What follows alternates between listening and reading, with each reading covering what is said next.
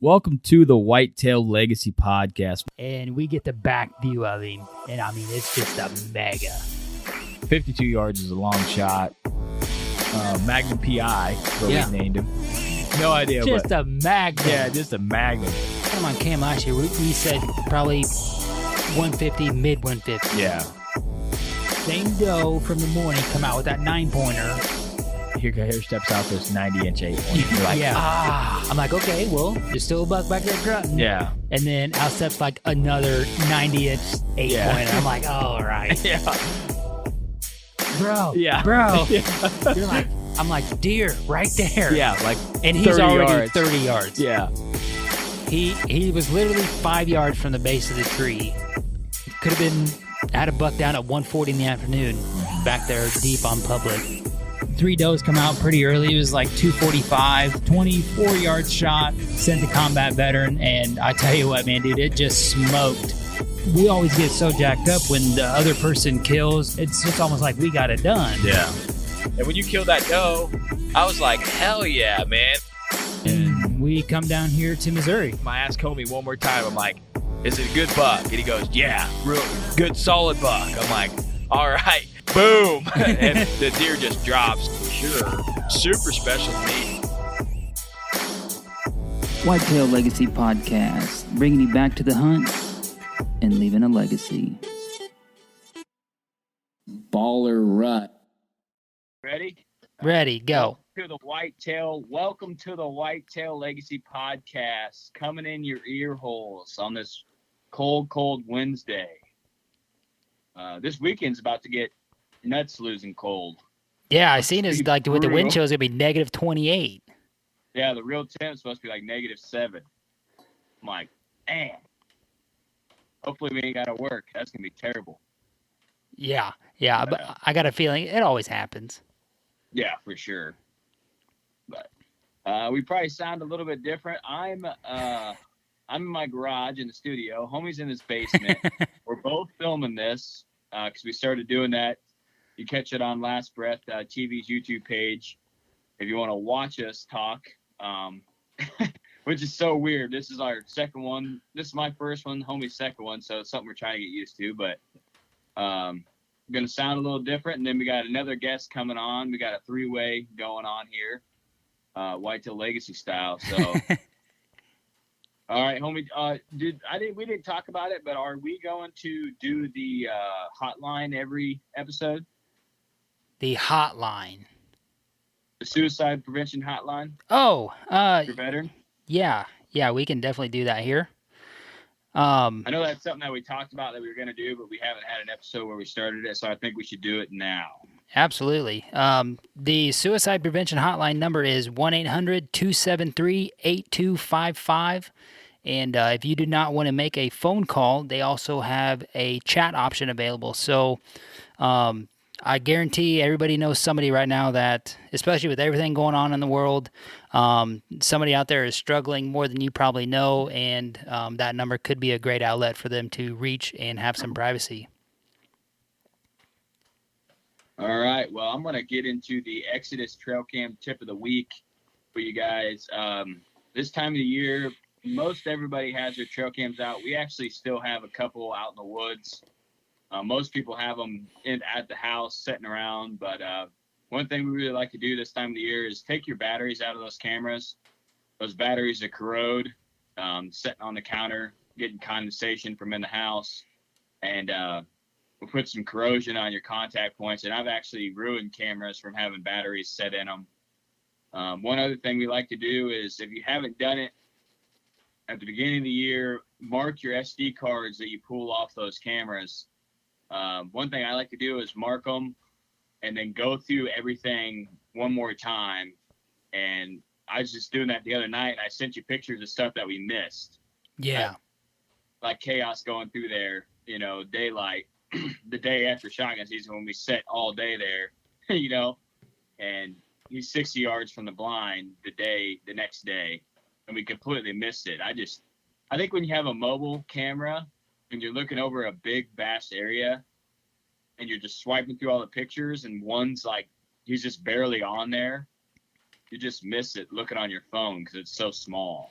Yeah. When you can pull it up on a laptop, you can see it so much better. Yeah, I definitely agree with that. And if you're not running the video mode, like we run the Lift 2s in video mode, and we had a mobile on top of it, and that mobile went into delay from early detection, and then that 10-second video was able to capture a buck going through, and something you didn't see on the mobile. So you think that there's no deer in the area or whatever, and lo and behold, there was a buck that cruised through, and you just missed it. So you can pick up stuff like that, and just like Cody was saying there, when you get it blowed up on an actual computer screen, you can see a lot more detail in the pictures as well. Yeah. So just to reinstate that, mark your SD cards, go through them one more time, and make sure and get all the batteries out of those cameras and get them staged up for next year, or I guess this year. Some people putting them out for turkeys. I've never done that, but I might run some mobiles for some turkeys this year. Give it a shot. Yeah, right. Just to see if there's any in the area. So be nice just to know what time they're hitting the field, periodically. So it's something I've never done, something I think about. But do you have next level deer supplements? Yeah, the Next Level guys have actually been to a couple shows already, and their next show that they're going to be attending is going to be the Iowa Deer Classic. That is going to be the weekend of March 5th through the 7th. They're going to have a booth set up there, so you guys will be able to go there and be able to meet Nate and Scott and see some of the deer that they've been able to provide nutrition to through their supplemental feeding program. If you guys want to check them out before the show, get a little background on there, you can do that at nextleveldeer.com. Yeah, I'm excited to go up there. I'm going to try and make it, just because we've known him for so long, but we've never met him in person. Yeah, right. It's nice to actually meet him in person. It seems like we have. I know, it's crazy to think that we haven't even shook their hand. Yeah, we talk to him every day, but we haven't ever met him. And then we were gonna, meet him during turkey season last year, but COVID put the stop to that. Mm-hmm. So I'll have the antibodies for, they're saying, at least 3 months. So You'll be solid. Yeah, I'll be solid. I'll be definitely going up there. I'm invincible for at least 3 months now. But is that it? What else we got? I think that's it, man. Last breath. Oh, we got last breath. Yeah, if you want to see, I would say our hunt is up, Logan and I's hunt from a couple weekends ago, and that is up there. It is a Last Breath Live, and also our video podcast is up there if you want to check that out. We did share that on our social. The link's there if you are a little internet lacking, and that'll be able to get you there. But I liked that, and it was definitely a fun trip and cool for Logan to learn how to run a camera and then be able to watch some of his crispy footy, as we were calling it, that he laid down up there for us. So hopefully next year, get up there again. One, I bet. What's that? He'll be buying a camera now. He was talking about, he's like, man, I see how people like this. I was like, all right, you got it. Yeah, you're done. Yep. You're done for. So if you're gonna get rid of your old one, you might be able to make him a sweet deal. For sure. But yeah, you really did a good job on that. I wasn't able to make that, traveling on the road, and then my life went to hell after that with traveling and COVID and all that stuff. So, but you crushed it, you and Logan up there, and I'm back now, and hopefully we get the content rolling, get back in gear, and we're still both not working at home, so definitely a struggle to try to make this podcast work and having to travel further for work and everything. But I think where I'm working is going to be my new home. Do you? You like it there? I do. I figure once you get out of the yard, you would like it somewhere. Oh, yeah. Yeah. Way better. I kept telling you guys, I'm like, I don't know why anybody stays here, but you all need to stay here so you don't figure out it's good somewhere else. Yeah, right? Exactly. All right. Well, we haven't figured this whole video thing out, so Tom has been patiently waiting, just listen to us ramble. So how you doing tonight, man? I'm doing great. All right, great. He did not fall off or fall asleep on us. We appreciate you hanging out. We're not sure how to pause the GoPro and then call you and have you back on. Something that we're going to work on in the future for sure, figuring out. But we got Tom from Oro Valley Outdoors on, and kind of Last Breath podcast this week about social media and whether it's a good thing and a bad thing. It's kind of going to tie into what we're talking about tonight a little bit. But first off, just introduce yourself to the listeners a little bit. All right, yeah, no problem. Yeah, like they said, my name's Tom Baker. I started my brand, Oil Valley Outdoors, September of 2018, right before our archery season. It was kind of funny how I started it. I was on a team prior to starting my own, and things just weren't working out, and this and that and another. No hard blood or nothing, but I wanted to do my own thing. I had a vision for it, and I just wanted to try it out. And so far, so good. I mean, it's been doing good now. This upcoming September will be 3 years of me having the brand open. Yeah, I seen that you just won a award here. Did you win that today or last weekend, or when did you get that? Yeah, actually, the drawing for that staff of the year for heated hunts you're talking about, the drawing was, I wouldn't call it a drawing, but more they just picked about 2 weeks ago. I just got it in the mail today. So nice. Well, congratulations. That's pretty cool. Yeah. It's tough. There's a lot of guys out there that are creating content, and you've really picked up on the pictures. I really enjoy following your brand. Getting pretty good at the photography skills, and that's something I strive to do. So anything I can look at and get maybe a creative idea or something I appreciate. So we know it's tough making content and producing stuff. It takes a lot more work than people think, but I enjoyed following your brand. Justin Duncan's actually the one that showed me your brand maybe 2 years ago or so. Oh yeah. Yeah, we were with another team when we very first started way back in the day, and we kind of had the same thing where we wanted to start our own thing. And it's hard to work with people if you don't feel like they're putting in as much work as you. And I feel like you put a lot of effort in your brand. And there's some guys that just do this kind of half-heartedly instead of just going all in. Right. Yeah. I mean, I feel like I do my part for photography and just creating posts, the content, the captions. I try really hard just for the followers to kind of get a feeling, this feels like something I've been through, or they can relate to it somehow in some way, and if they can't, then at least I can provide a very good quality picture for them to look at, just to grab their attention. Yeah, like you said, with guys having their own stuff and not putting forth the effort, it does happen. And honestly, I kind of feel that way about myself. I've been really wanting to do some video. I've been telling myself and Jill for the past year now, and I just honestly haven't done it. I have a lot of B-roll saved, but I don't have any hunts or anything to start doing my YouTube. That's definitely gonna have to change here in the near future. Yeah, going out and videoing stuff, or just like you said, B-roll, but then being able to get that stuff all put together and being able to have a story, or whether you got a couple good clips in there of of a deer doing something cool, being able to get it all put together is quite a big challenge. And people are like, oh yeah, I want a video. After they see somebody put out a video, like, oh yeah, I can do that. And then when you get to that point after the hunt's over and you're trying to put it all together, it can be overwhelming, especially at the beginning when you're just starting out.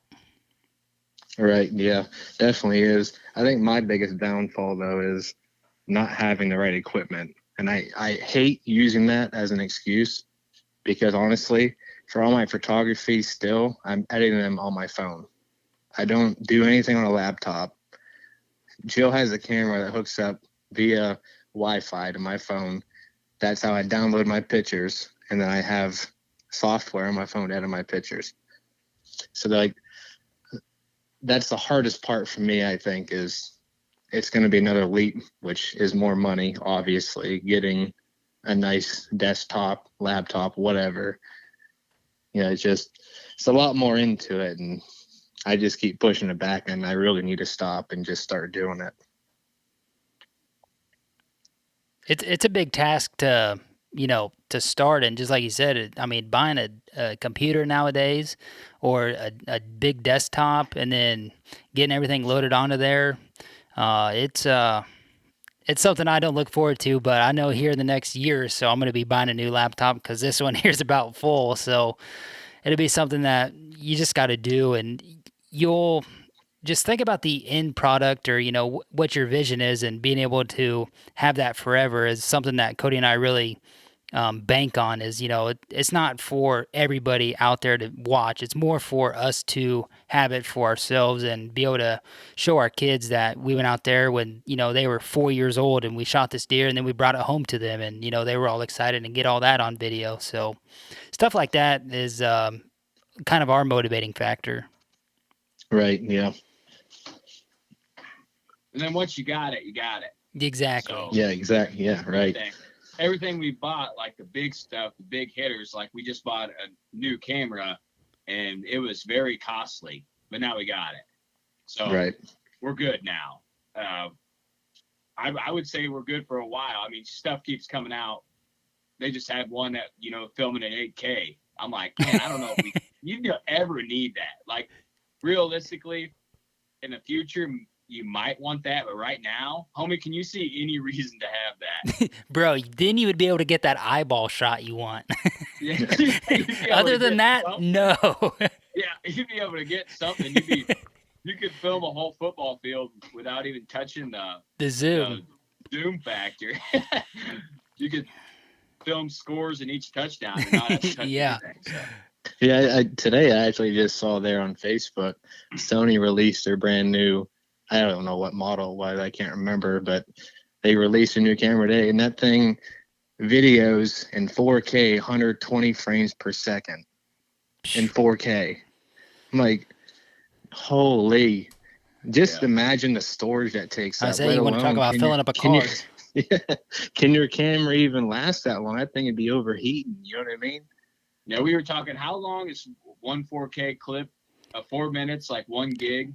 No, a 5-minute clip was 4.5 gigs. Yeah, it's just nuts. Yeah, that's nuts. And then try to send that somewhere to get it edited. Yeah, right. I'm having trouble doing right now. So there's no way you could send that without it being compressed. I find it hard to believe. That's just nuts. Homie makes it happen. Yeah, we made it happen. He's got that shit down. I got to learn it. So I'm excited to really get pissed off when I try to figure all that stuff out. But anyways, the reason we wanted to have you on is Last Breath did a podcast this week about, is social media good for hunters and whatnot? And you actually made a post on social media that made an impact to me. And it was talking about a buck that you killed this year and why it was special to you. So we wanted to kind of talk this whole podcast about hunting heritage and how it's something that's lost because it's not something that people talk about. You don't see a lot of guys like talking about hunting with their grandpa or talking about hunting with their dads, or there's a lot of people out there talking about the tactics that they're using, but not very many people are just showcasing the camaraderie and the heritage of hunting. I feel like that's lost, and I don't know why people aren't showcasing that on social media. One of my big dreams in life is I want to build a nice garage in between my actual garage and my house right now, and I just want it to be a place that after shotgun season, like 25-30 people come and we just hang around, bring your kids, and we just talk about deer hunting and what happened, and people got their bucks there. I just feel like that'd be such a cool consecutive thing to do year after year and kind of make it a heritage for my kids to remember when they grow up. So once I get the house edition done, then I'm going to be doing that. So give me about 2 years, and I'm trying to buy land in the middle somewhere. So one goal is going to get pushed off on the other one, I know, but that's something that I think is missed out on a lot. No, it definitely is. It is sad, scrolling through Facebook or Instagram, whatever it may be, and not seeing more of it. Just like you mentioned, it's more about me and what I'm doing. This is my style. And that's something I'm never going to tend away from. Growing up, it's family from the beginning. That's how I got introduced to hunting, to fishing, to trapping, to everything. That's something I don't take for granted. And that post you're talking about, definitely hit home. It was very emotional for me, at least, just like I know it would be to a lot of people. But yeah, that was one to remember. Actually, to go into the hunt, if you guys want me to, I can kind of just run down through how it all happened. But my best friend texted me that day. I've actually been laid off now since November 11th, and so it's like prime time hunting everything. I was kind of stoked, but now I'm kind of getting bummed out because now I'm bored. But it was rifle season here in Pennsylvania, and it was December 2nd, I believe. And he messaged me that morning, said he was going to put on a couple of drives, and asked me if I wanted to tag along. I said, yeah, I got nothing going on. So headed out, made a couple of drives, was, nothing. Maybe pushed out a doe or two, but nothing exciting. And we're going up to our last spot and set us up. Jace did, my buddy. And I never been in this part of the woods we were at. It's out on state game lands, actually, which is kind of cool, too, because I've never killed a deer on state game lands. And set up on the spot, and it seemed like forever. Like a half hour went by, and I'm not seeing orange or nothing. I'm like, am I in the right spot? I'm like questioning myself. I'm like lost. There's no way I'm going to find myself back. And so I just hung out for a little bit longer, and where I was in these hemlock thickets, and it was snowing like crazy the couple of days before. So we had about, I don't know, 5 or 6 inches of snow. So with that wind on the branches, I mean, you couldn't really see that far, maybe 50 yards to get a clear shot. And I'm sitting there waiting. I'm telling myself, if I see a legal buck, I'm just going to shoot it. I'm tired of holding out on a big one and all this. And I just see Brown coming down over the hill. I'm looking. I seen I had antlers. I'm like, okay. So I'm looking, put the gun up to it. I just seen a 3 on the one side, and I'm like, yep, he's legal. And he hopped behind this tree, and I lost him. So I'm looking, trying not to get away from my gun, just in case he pops out again real quick. He's obviously being pushed, nervous. And he just, like clockwork, just took one more hop out from that tree into this opening and shot and let him have it. And I'm not trying to sound cliche, but he did go 20. He piled up right there. And it was pretty neat. And then my buddy come down who pushed it. And that was actually the first deer we ever killed together. We've been hunting since, we were 12. Not together, obviously, we're too young, but we got introduced the same time. And so it was pretty cool. But then, just taking time to reflect, to actually use my grandfather's gun, to be the first one to kill a deer with it. Just put me in a different state of mind. Just made you really connect with everything, with the heritage, with being brought up, not taking it for granted. And that's something, I'm not going to lie, that's something I think most of us do growing up, whether you're hunting with your uncle or your grandpa, your father or mom, whoever it may be, whoever got you introduced, and takes you out year after year. You take it for granted, like, okay, next year it's the same thing we're going to do, spend opening day with them. And to not be able to do that, it's hard, so sharing a moment, with myself and my best friend, and then Jill taking pictures, and it was nice, it just made you appreciate where you came from, I guess. Yeah, for sure. There's nothing really, there's songs about it even. There's just something about, a gun that's been passed down or a gun that you got from your grandpa. You don't really know, like, every story that it has, but you might, know a few. And I got a gun like that, and it recently stopped cycling.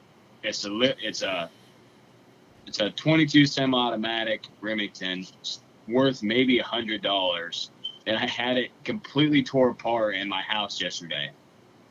And my kid come in there and was asking what I was doing, and I was trying to get it fixed. And my wife asked me, what gun it was. There's a trick. If you just put a gun in the gun cabinet, don't get it out for like 7 months, they just think it's something that you had for a long time. So she doesn't know half this crap I have, So she has no idea what I got, but I had that thing tore all apart. She's like, well, how much is it? Because I was like, I don't know if I'm going to be able to get this thing back together.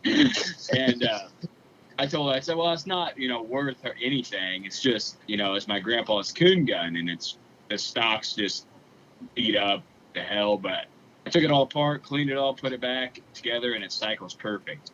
So, like I said, I might be able to get $100 for it, but it's just something about, it's your grandpa's gun, and he hunted with it, and he probably killed 100 coons with that gun and beat him over the head with it. The butt stock's kind of busted, and there's a lot of memories that gun's had. So I could see, you shooting one with your grandpa's gun, being the first one, with a buddy that you haven't killed a deer with before, and I know it was kind of a long time since you had killed a buck also, so all that combined made it a pretty special moment. And I feel like some people take those moments in and soak them in, and some people, I don't know if it just happens so, like every year it happens, they kill a deer or something, but that's something we try to do, is just soak that in and slow down. Homie, do you have any of your grandpa's guns or your dad's gun or anything? No, I have a 20 gauge Remington 870 that my dad bought when he started hunting back in '94. He bought two of the same exact guns, and then here in probably 2005, he had one custom spray painted, custom colored, and one in green and one in like a kind of like a rust color. And then that's how we differentiate between the two guns, the green gun or the brown gun. And I had just grown up using the brown gun, and he did some looking back on the serial numbers, and it come to find out that the gun that I have is the gun that he shot his first deer with, and he thought it was the other way around. He thought it was the green gun, and which is the gun that he had used. And here probably I want to say 4 or 5 years ago, maybe even longer than that. My uncle had passed away, my dad's brother, and it was just kind of a sudden, out of the blue type deal. And my dad and him were pretty close, so obviously, my dad was pretty tore up about it. And he just said that, he had some things that he wanted to do before, something weird and random happened to him. So that's how I ended up with that gun, 4 years ago. So I killed my first deer with it. He's killed his first deer with it. And I'm going to let the wife take it out this fall, and maybe she can do the same. Then, of course, we'll have it for both of our boys this, well, not this year, but coming up, and be a lot of firsts on that gun for sure. Yeah, super cool. There's something about, just something about guns like that just hold a special place, for a country boy, or for someone that likes hunting. They just, something about them. You don't hear of like a lot of bows getting passed down or, anything like that. It's always the gun. It's always the gun that's got passed down and it's got a lot of memories with. So yeah, really the only bows that I hear about getting passed down are like, a long bow that their grandpa had back in, 63, and just, it had a couple deer on it, and it's just kind of been in the corner. And, now trad's starting to take off again. So a lot of guys are scooping them up. Yeah. Yeah. Tom, did you hunt with your grandpa pretty often? Oh yeah. I mean, every year, if not every weekend of the same year. He actually built his quote unquote cabin, and I say cabin, you're thinking this high dollar, high class luxury suite in the woods, which it wasn't at all. but that was just what we referred it to as Grandpa's cabin. And he built that, I believe, in '08. And we would go up, me and my brother Matthew, my younger brother, we would go up every opening day weekend of PA rifle hunting and stayed the night in the cabin the night before opening day. We'd bring up a radio that would operate on batteries. We'd listen to, if it was Froggy or whatever, country music, or if he had some debate he wanted to hear, or whatever it may be. He was big into politics. We'd always just listen to it, and we'd bring a card table up and play cards, and nothing more than just the wood stove for light and heat. And we slept on cots, me and my brother, and Grandpa slept in his lazy boy up there. He had to have it. If he wasn't sleeping in his lazy boy, he wasn't sleeping. So we all hung out there, and then in the morning we just either we'd get together and watch over a hillside, or we'd spread out, and later in the day we'd start pushing for each other. But it's funny though, looking back at it, and Grandpa is always very I don't know how to say it, but he always wanted to one up you, I guess you could say, just because he's Grandpa. He's been there, done that. He's going to do it more times than you have. All jokes, nothing serious. And looking back at it now, and then realizing, I just killed the first deer with this gun, I look up and I said, well, Grandpa, I outdid you here. It's just something you always have. You always have them jokes with whoever it may be in your family, and but yeah, we'd always hunt together every year. So not being able to now, really, it doesn't really feel the same. Back then it was like Super Bowl weekend. It was like a holiday for us. We took it as a holiday. It was your favorite time of the year. We got to spend the night with Grandpa in the cabin. And then in the morning we got to go deer hunt. Like, what more could you ask for? And so not having that now is, it sucks, but there's nothing you can really do about it except just continue bringing, your kids, and if you have nephews or nieces or whoever that want to be involved in hunting with you, and just to get them introduced. And, that cabin still stands today, so we still use it. And it's funny though, because Jill just killed the first deer ever out of that cabin. Since 2008, no one has killed a deer out of it. And she just killed her first deer out of it this archer season on the very first Sunday ever allowed in Pennsylvania. So it was right there. This year is nothing but Grandpa, I guess. The memories, and it's been a great year.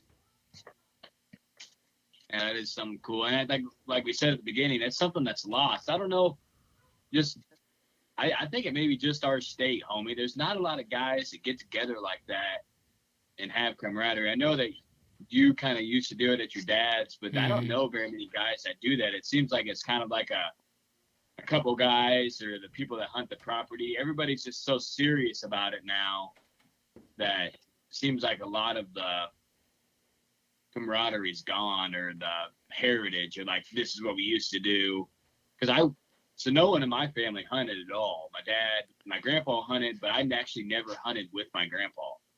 So he hunted before I was born and when I was young, and then he moved into the city and never hunted again. It's just something, he never did deer hunt. He said that there was no deer to hunt when he was growing up, so he hunted for the high prices for coons, and then once they lost their value, he just stopped hunting. He did some duck hunting too, but I never went hunting with him, so I never really had a heritage or a tradition that I did like that. But that's something that, something that I think you should carry on with your kids. And then if you could have your grandkids there and you could be Grandpa, how magical would that be? For sure. You got the gun, and now you're Grandpa, and you're doing this. You're one up on them and doing the same thing, and telling them the story about the time you killed this buck over here, and they ain't killed anything, so they need to listen to you. You know what you're doing, and all that stuff. It's just stuff that is definitely lost. And if there is more people out there that have that heritage, I wish they would share it with us. It's just something that you don't hear a lot of, and it's something that we don't have around here at all. So. Yeah. I mean, Pennsylvania alone, I mean, a few years back, what they say, it's like the biggest army in America when the rifle season's here, or whatever. It's just, there's a lot of people that hunt in Pennsylvania. And so I think that's more common, I guess, what I'm trying to say around here than you guys. But yeah, I mean, you definitely see a decline in it, especially here too. That's just, I think, the lack of hunters. There's not a lot of people doing it like there used to be. I was doing research just for Pennsylvania alone, and back in 2015, there's 1.1 million hunting licenses sold. Now that's resident and non-resident. That's a total. This past year, there's only 600,000. Dang. That's quite a big difference in just 5 years. It's a huge difference, yeah. Just that alone, obviously, you're not going to be hearing about these stories and this and that and another. Guys that just plain out aren't doing it, Yeah. All the old timers that had this tradition with their dad and grandpas, they're all fading out. And like I said, if someone doesn't carry on traditions like that, it's all just going to fade out, and there's going to be nothing left. That's why I want that damn shed and just people to come and have a place to chill and crack some beers and talk about deer hunting after, because if you deer hunt Friday or Saturday evening, you're of shotgun season, you're hunting. It's not like I'm going to take Saturday shotgun season off. You're more than likely hunting. So everybody that's a hunter went out hunting. So if you could get 20 or 30 of them around, couch, pool table, beer, whatever, just talking, man, it would be cool to be able to have that tradition to carry on and have that place for people to go. Because like I said, it's going to end. There's going to be no traditions like that because it's already fading, just like we're talking about. So, yeah, I want to say around here, like the biggest group of people that I could think of is like maybe four guys, because everybody's got to have their own spot, everybody's got to have their own stand, and everybody's got to have their own, doing it on their own. Yeah. And like, just like I was telling the wife here this past gun season, I was like, taking gun season a little less serious. I just want to shoot a deer with my bow, and then whatever happens next is whatever it is, And I'm gonna have her out this fall, so I'm gonna be kind of probably babysitting her a little bit. Got the boys coming up, so really looking forward to like me gun hunting is it's gonna look different, and it's just I'm actually adding more people instead of breaking off and going somewhere else. And Cody, you got your boys that are going to be hunting at some point, you would think, and it's just like you said, it's probably time for us to start like kind of our own tradition of getting together and having a nice big group and telling lies. Yeah, I mean, I know everybody's going to want their spot, and you can go off and hunt your own hunt, but just having a place to come back and have a meal, sit around, talk, kids get together. The kids are going to remember that, just like Tom remembers that time with his grandpa. Mm-hmm. If they end up loving the outdoors, it's probably going to be some of their best memories that they have, because it's going to be something special, because it's not like it happens all the time. It happens once a shotgun season, once a year, once a weekend, 1 weekend a year, you do it. So I think that's something that maybe we could do, is just try to start something, especially when the boys get into it, try to start something, get together. They can learn from each other, and definitely be, another reason for us to hang out too. So that's always a bonus. Yeah.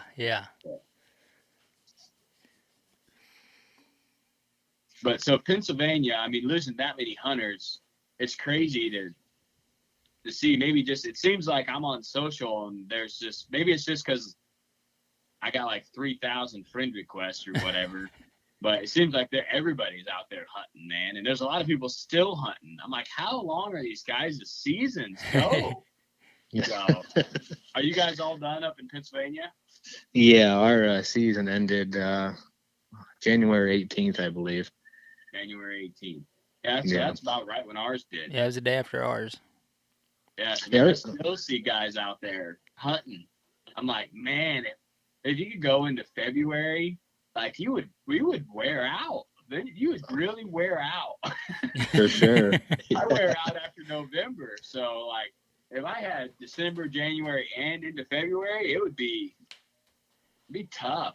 But Yeah. Yeah, in the bow hunting league Snapchat, the guy sent a picture of a really solid 8-pointer that he passed, and southern deer, and I was like, when the hell does your season end? He's like, oh yeah, I passed it him never like. ends down there. It just keeps going and then opens up. Right Yeah, I'm like, bro, it's January 30th. Like, let it rip here. Still passing deer. Yeah, I was Yeah. like, come on. It just goes right into turkey season. The day turkey season opens up, the guys down south are like, all right, time to wrap up deer season. Yeah. Be like, man, I need a break in between. I got to get shit done. I got a lot of stuff I got to do. So, Yeah, our season isn't that long. It comes in the first weekend of October, and then it goes out a week or so before rifle season. And when rifle season ends, which is like more than 2 weeks now, because they give us that first weekend. But when that ends and late season comes back in, then it ends January 18th. Obviously not every year, but this year happened to be. But yeah, I mean, there are a lot of guys that hunt PA, but tell you what, growing up, just being in like middle school and then it was like all of your buddies were telling stories about, oh yeah, me and my dad are going to be camping out here. We found a new spot and blah, blah, blah. Just because everybody did it. That's how we were brought up. I feel like now no one talks about it. Now they're just talking about the next time they're going to be on Xbox Live together and playing Madden, It's weird, just what not even a 10 years difference can make. yeah, definitely. I mean, we were the age of when social media started, and they live in that and breathe in that. You know what I mean? So they're involved in all that shit like it's just a normal life. That was something that we didn't have that really when I can't remember when I got on MySpace. I had to be 15 or 16. So all that time before, you had to talk to your friends and tell them what you were doing and shit. You didn't have anything. You couldn't talk to them at home unless you were texting them. You know what I mean? So right. Definitely a different era that we're living in. But is MySpace still going? Is my page still active? Bet you it's like a monster background and some Ja Rule or something. I was saying, bro, you got a sick song on there, I bet. Yeah. Hella beats. You all need to go back to our MySpace pages and see what they look like. I definitely would. I remember I was obsessed with Taking Back Sunday, the band, and I'd put them as my layout, and I had them playing on my song, or when you click on your profile, it played that song. I don't know what song it was, but I remember they asked me to be their friend, and it was probably some spam account. Dude, I lit up like Justin Bieber just invited me to prom. I was so excited. Yeah. I made it. I finally made it. But yeah, definitely a different world. And everybody says that we're losing hunter numbers and it's going downhill. But I think the reason it just doesn't seem like it is because there's so many more Facebook groups. There's so many more teams. People are more adamant to get online and talk about hunting. So it just seems like there's an assload of guys doing it. But before there was just a ton of people doing it that weren't, didn't have social media, didn't have a way to connect to people. And so it just didn't seem like it, I think. But around here, I know I say it a lot, but there's just not a lot of, at least for me and homie, there's just not a ton of people that are really into hunting. So it's weird, but I know out in Pennsylvania, it's really deep in heritage, but Illinois is kind of weird, man. There's guys that are in it, and you would think, oh, if no one's in it, it'd be easy to find ground, but man, it's tough. I don't.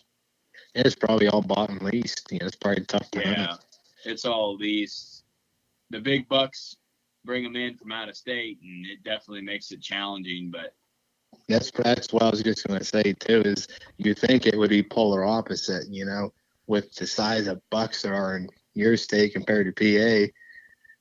It's just you would think it'd be different. There'd be more hunters down there than there are here, but it's not. yeah, I think it's just Illinois and all like the weird gun stuff that they have, and the shotgun season dates are weird, and a lot of stuff to drive people away. And then, I mean, like, homie, imagine being a new hunter and wanting to hunt turkey season for the first time in Illinois. Yeah. With no guidance. With like the website we got and everything, you would have no idea. Right. I seen you commented on Clint McCoy's Facebook post there, and like that it's atrocious. I mean, it's absolute trash. Yeah, it's set back like 30, 40 years. It's like the analog. Exactly. Like it's definitely analog. analog. First got on the internet, like that's what you had to go through to get to a web page. We had to like click 9 things to get to an article you wanted to read or something. Yeah. But it's easier to fill out on paper and just send it in. Yeah. So someone was like, I'm going to turkey hunt this year. And then they would like Google it. They'd be like, what in the hell how many birds can I kill? And what day can I kill them? And it's just. What lottery's open? Yeah, it's just no good. So I put in for 3 lotteries this year. That's the most I ever have. Nice. Or 3 tags. So is there just not a lot of turkeys down there? Or? I don't know. There's turkeys. It's just, I don't know. Being able to hunt them legally is a challenge. Yeah. That's crazy. So there's 5 different tags you can draw, and they're all 5 days long. And some have weekends, some don't. And you can draw a tag for one. You can put in for all 5 and then not draw a tag for a second. And then you have to pick a certain county or a special hunt area. You can't it's not just like an Illinois turkey tag. It's this county only. So homie turkey hunts a different county than I turkey hunt. So if he killed down there and I didn't have a tag for down there, I couldn't kill another bird if I was with him, even though I have an Illinois turkey tag. It's a disaster. So that's crazy. But I mean, for a new hunter that wanted to get into it, I'm still confused on it sometimes. I have to read, and like every year you're like, okay, what season has a weekend? What season has a weekend? You're going through there, you're trying to figure it out. It's just no good. But I think that is what is keeping the numbers down a little bit. And, a lot of the population of Illinois is Chicago. I don't know how many people say, oh, you're from Illinois, how's Chicago? Like, that's the first thing they ask. And I'm like, dude, I don't know. You've probably been there more times than I have. Yeah. I hate that place. I don't even go to the suburbs of it. But people are like, how close do you live? I'm like 3 hours, and I don't ever want to go there. It's not a place I like to go. If I'm going there, it's because I got to go for work or something dumb. And that is a last ditch. Yeah. I'll drive to Pepin, Wisconsin, 6 hours away before I go the 2.5 to around Chicago. To Cicero. Yeah, Cicero is the guys that work in Cicero are so safe. Oh yeah. They're like, yep, living my whole career right here. Never gonna get bumped out of this spot, but yeah, just getting back to the topic, I feel like there needs to be more heritage. There needs to be more guys out there trying to start these traditions, with the youth or with their uncles or someone, get the family together, even if it's just a meal, like something small, like, hey, I'm going to fry up this fish that we caught in the spring and let's do it, shotgun season or something. Just something that everybody could get around. And even if it starts out with, 3 buddies, 5 years ago, me and homie didn't have no kids. If we would have did that 5 years, just us, now it'd be us with wives and kids. And if your sons start having a friend that wants to hunt, he comes, it's going to grow into a big deal over the years. So I feel like people need to start those traditions back and talk about them to make other people want to start those traditions. Because when I hear your stories, I want that. I want that for my kids. I want my kids to be able to look back. If I may live long enough to have grandkids, that was a more special time for your grandpa probably than it was for you. Oh, for sure. So I want to have that. I want to be able to. I want my grandkids when I'm dead to still be talking about that time that we went hunting, or we went to deer camp or whatever. So Right. it's definitely seems like no one has time to do anything, but the hours of the day haven't shrunk from people in the past. They just prioritize them differently. Yep. What do you think, homie? You think we should start up a tradition somehow? Yeah, we'll come up with something, and just like I was saying earlier, we're going to be adding people to our hunting camp, and it's gonna be something special. I told my wife, I said when it's a really good excuse if you think about it. So I was telling her, I said, I'm going to be hunting. I'm going to have 3 boys that are hopefully going to be hunting. You're going to be hunting. 2 boys that are going to be hunting. We're going to have a hell of a lease. Right. We're going to have to drop some serious cash. I said, you want these boys to have a good time and see deer. We take them out now and they don't see anything. So I said, it's going to burn them out. So, you get that many guys hunting, you're going to have some hell property. And she's like, yeah. Like, it's going to cost a lot of money, You're either going to have to lease something giant or have 3 or 4 different small pieces everybody can spread out on or something. But yeah, it's definitely going to be a different game. But looking forward to it. It's going to be fun. So, all right, Tom. Well, let the people know where they can find all your content and I know you talked about your brand a little bit, but any plans that you got going for this year and what you want the message of your brand to be just in a whole. Alrighty, yeah, no problem. You can find us on Facebook and Instagram. That's all we have at Oil Valley Outdoors for both. For our goals this year, honestly, probably just to dig into video more. That's something I've been saying I'm going to be doing. I just haven't. All excuses aside, I just plain out haven't.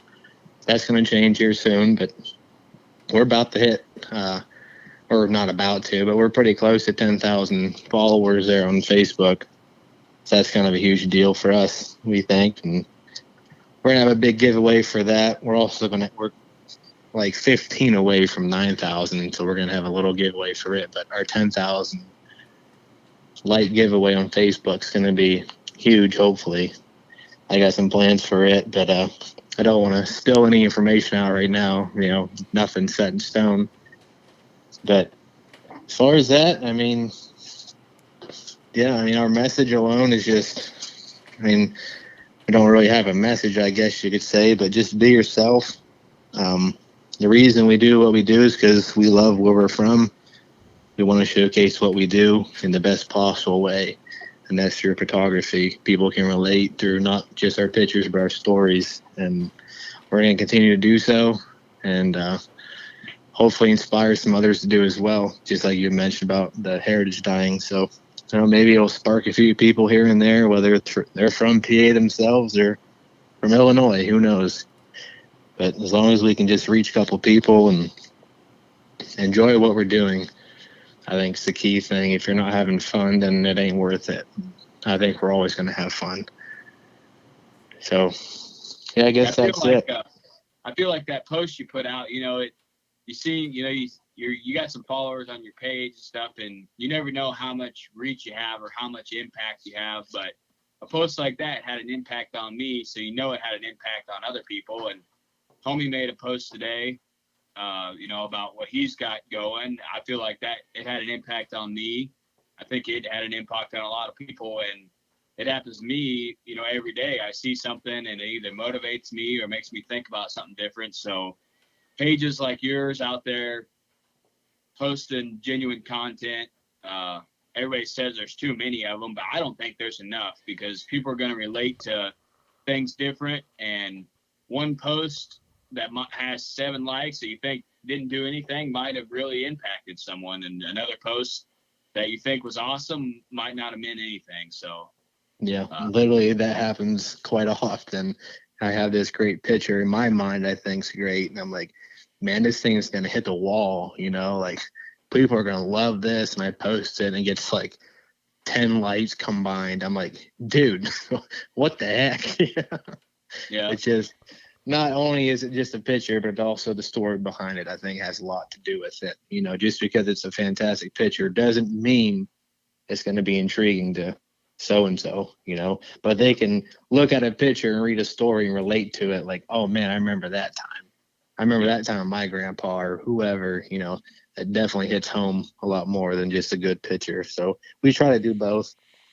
I'm going to tell you right now, I'm a lot better with the pictures than I am the stories, but I try.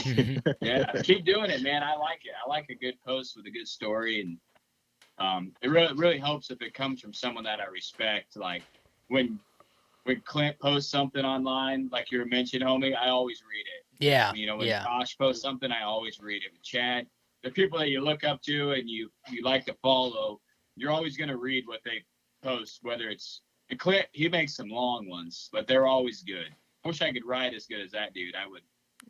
Yeah.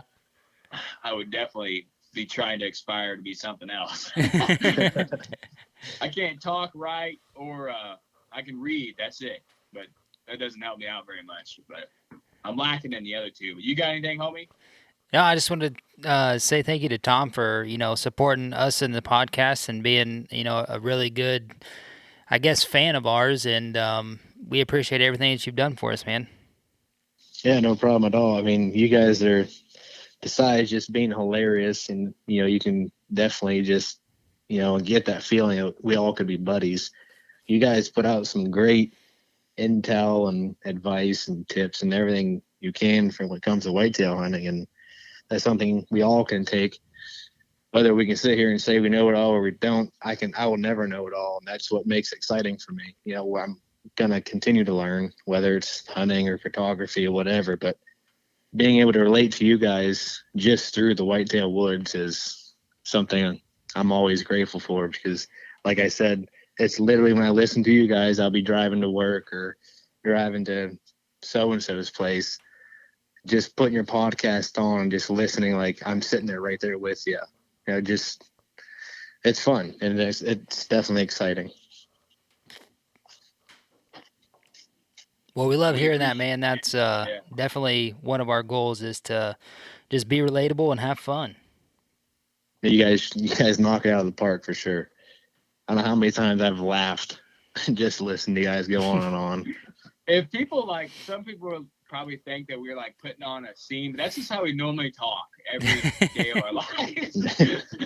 We're just like, my brain is so minute in how I think about things, and then everything's a joke, until it's serious. If something's got to go down, it's got to go down. But I'm gonna try to have as much fun as I possibly can doing anything. Right. That definitely shows. It does. And I think that's a big key too, that people are missing, is the fun and everything. And that we don't always have to be serious. We don't always have to try to impress someone or themselves for that matter. Just let loose, have fun, and makes it more enjoyable, I think.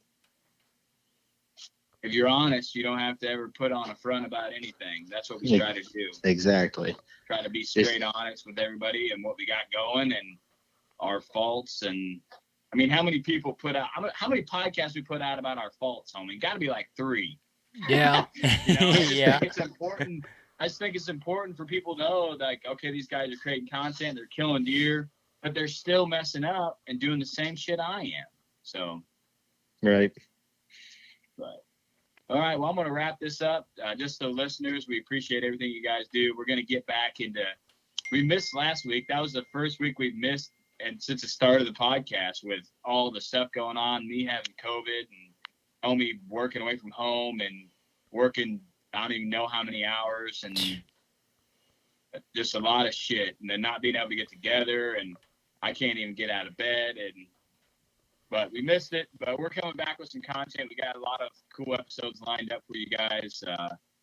Like we said, we're going to make some changes this year, and we're going to podcast about what we want to podcast. And we thought like this would be a really good time for people to think about maybe starting a tradition next year, or thinking about back into their heritage with their grandpa, because it's the end of the season right now. It's meant to reflect on, what went right, what went wrong, and what you can change. So hopefully we motivated someone out there to make a change and make a tradition and continue a heritage. Or maybe you guys had something that you did for 5 years, and the last 2 years you haven't done it, and maybe you can get back into doing it next year. But always do the right thing, try to leave a legacy, and Whitetail Legacy is out.